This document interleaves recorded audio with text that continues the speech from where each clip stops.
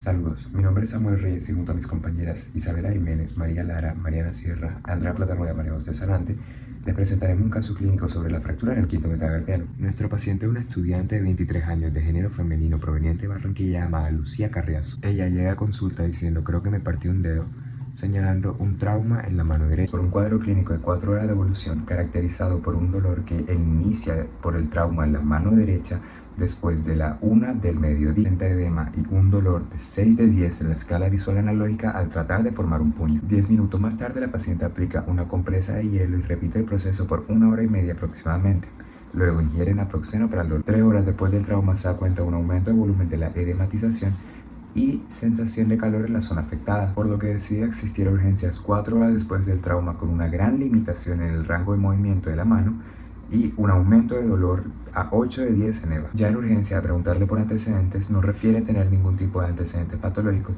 Sin embargo, nos cuenta que ya ha tenido experiencia con fracturas antes, esta siendo una fractura del tabique nasal que fue sometida a reconstrucción. Adicionalmente, Lucía niega algún tipo de dato de relevancia cuando se le pregunta de antecedentes familiares. Al realizar de los exámenes físicos, la paciente tiene signos vitales estables, por lo que se concluyó que está en aceptables condiciones generales. Sin embargo, en sus extremidades se observó edema y una deformidad en el quinto metacarpiano en la mano derecha. La palpación reveló dolor en la región y una gran restricción en el movimiento de los dedos, incluyendo una limitación en la flexión y en la extensión de estos. A la 1 comienza el trauma. 10 minutos después se coloca una compresa de hielo. 1 hora después toma naproxeno para el dolor. 3 horas después percibe un aumento del edema y a las 5:30 va a consulta. Después de la ruptura del hueso, esta va a producir una necrosis en las células óseas ubicadas en el área, que van a ser los osteoclastos, los osteocitos y los osteoblastos. La necrosis va a causar una liberación de contenido citoplasmático de las células afectadas y este contenido intracelular que actúa como patrones moleculares asociados al daño se le van a denominar los DAMs. Estas moléculas liberadas al citoplasma y no quedan secuestradas en los núcleos, como debería suceder normalmente. Estos DAMs son liberados por las células necróticas que van a ser reconocidos por las células centinelas, que son células encargadas de detectar la presencia de un patógeno o en este caso una lesión celular. Las células centinelas son los mastocitos, los macrófagos residentes y las células dendríticas que están presentes en los tejidos. Ellas en la membrana tienen unos receptores que son los PRRS, que son receptores de reconocimiento de patrón, y estos van a reconocer los DAMs como las moléculas y el daño. Estos receptores de células centinelas, al unirse a los DAMs, se van a activar un complejo citosólico multiproteico llamado inflamasoma. Este va a inducir a las células centinelas que liberen la producción de mediadores inflamatorios que se van a dirigir a los vasos sanguíneos, más específicamente al endotelio. Los más importantes que actúan son las histaminas, que son secretadas por los gránulos de los mastocitos, los leucotrienos y las prostaglandinas, que son secretadas por el ácido araquidónico, y el factor de necrosis tumoral e interleucina. Cada uno de ellos tendrá una función respectiva en la activación del endotelio. Al liberarse, estos mediadores inflamatorios serán dirigidos al endotelio, que son células que en su porción basal tienen los receptores mediadores de cada mediador inflamatorio. En el caso específico del rubor y del calor, estos son causados específicamente por las histaminas y las prostaglandinas, que son los que se van a unir a receptores ubicados en la parte basal del endotelio y ellos van a actuar sobre la capa del músculo liso, que va a rodear causando un efecto de relajación y va a producir la vasodilatación, que quiere aumentar el diámetro de los vasos sanguíneos. Y esto produce que más cantidad pueda fluir por los capilares. También que se abren los lechos capilares que estaban antes cerrados y va a haber un aumento en la temperatura, ya que al haber mayor cantidad de sangre concentrada en una zona, por lo que se va a incrementar el flujo sanguíneo, lo que va a producir el rubor y el calor. La preocupación de la paciente es el aumento de edematización. Este edema es causado por las histaminas y los leucotrienos, que normalmente son células en el endotelio que están unidas una por otra a partir de uniones estrechas. Son muy fuertes donde normalmente no dejan pasar células o sustancias, pero es un proceso inflamatorio de las células endoteliales. Entonces, estos tienen receptores que hacen que modifiquen su citoesqueleto y esto permite que las células hagan una contracción y abran espacio a las células y aumente la permeabilidad de los vasos sanguíneos, teniendo más líquido desde el capilar al intersticio. Esto es lo que produce el edema. La principal característica de la inflamación es la presencia de exudado inflamatorio, que es una sustancia rica en proteínas y líquido que sale al capilar, al intersticio, y eso conlleva una acumulación de líquido que se denomina edema. Ahora proseguirá el proceso de la extravasación leucocitaria. Este es el proceso que sufre el leucocito para salir desde el torrente sanguíneo hacia el tejido afectado.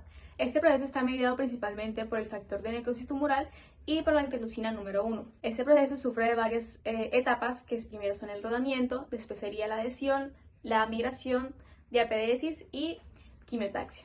Entonces, el proceso inicia con el rodamiento. Este está mediado principalmente por las selectinas, que van a permitir una unión débil entre el leucocito con el endotelio. Entonces, esta unión débil se da por medio de las glucoproteínas que están expresadas en la membrana del leucocito, que serían las selectinas L, y que se unirán con las selectinas expresadas en el endotelio, que serían las selectinas E. Estas se van a unir, pero será una interacción muy débil, por lo que con el flujo sanguíneo el leucocito va a empezar a rodar, unirse, después va a desunirse y así sucesivamente, provocando el rodamiento. Después seguirá el proceso de adhesión.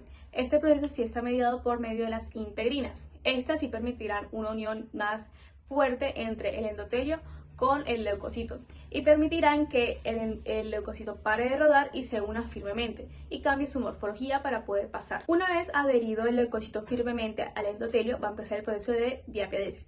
Este proceso es donde el leucocito cambia su morfología para poder pasar entre los espacios intercelulares que hay entre una célula endotelial con otra.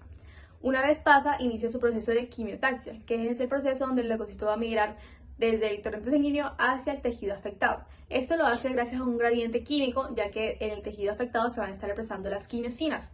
Las quimiosinas son quimioatrayentes, entonces ellas van a atraer esos neutrófilos hacia el tejido afectado. Una vez llegan los neutrófilos hacia el tejido afectado, estos también van a atraer o van a impulsar a que se dé la extravasación de los monocitos. Estos también sufrirán el mismo proceso, sin embargo está mediado por diferentes integrinas. Y una vez que vayan al tejido se van a diferenciar en macrófagos y estos junto a los neutrófilos van a cumplir su función de fagocitosis. Cuando los neutrófilos y macrófagos llegan a la lesión, empieza la fase de fagocitosis. El neutrófilo es la principal célula que llega al foco inflamatorio y mediante fagocitosis eliminan el tejido necrótico. Tanto los neutrófilos como los macrófagos van a reconocer las células muertas mediante sus receptores, como los de manosa, los depuradores y de opsonina. Una vez reconocidos, se dará el atrapamiento, lo que significa que una vez la célula reconozca la molécula lesionada, extensiones del citoplasma, ya sean del macrófago o del neutrófilo, van a envolverla y formarán una vesícula intracelular llamada fagosoma, la cual se hunde. El fagosoma se une con un lisosoma formando un fagolisosoma que tiene las enzimas que lo degradan como el ROS, pero sobre todo el óxido nítrico que destruye, y aquí se degradan los residuos de las células muertas. Una vez eliminado el tejido necrótico se empieza a terminar la respuesta inflamatoria, como la reducción de los mediadores químicos secretado por las centinelas, normalización de la permeabilidad vascular, como se puede ver en la imagen, donde el vaso vuelve a su tamaño normal, interrupción de la migración de los leucocitos, apoptosis de neutrófilos extravasados y secreción de citocinas de reparación. Todo esto conlleva la terminación de la respuesta inflamatoria aguda, dando paso a la reparación óptima del tejido óseo. Durante las 2 primeras semanas tras la fractura, las células madre mesenquimales migran al sitio de la lesión y se diferencian en fibroblastos, condroblastos y osteoblastos. Esto gracias a factores de crecimiento tales como el factor de diferenciación a fibroblastos y las proteínas morfogénicas óseas. Los fibroblastos producen fibras de colágeno, los condroblastos sintetizan matriz cartilaginosa y hialina y los osteoblastos depositan osteoide en las áreas que están cercanas al cartílago. Este conjunto de células y materiales forman lo que es el callo blando, un tejido no calcificado que proporciona un cierto nivel de soporte y une los extremos fracturados del hueso.